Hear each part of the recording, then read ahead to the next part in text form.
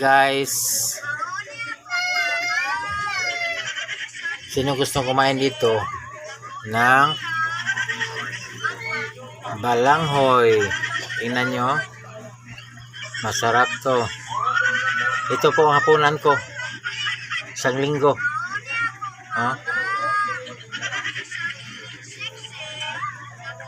Huwag mo munang i-scroll, like muna at i-share at i-follow.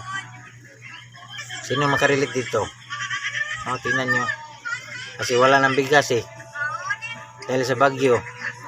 So ito lang kakainin ko, diba? Tingnan nyo. Sino gustong kumain dito, guys?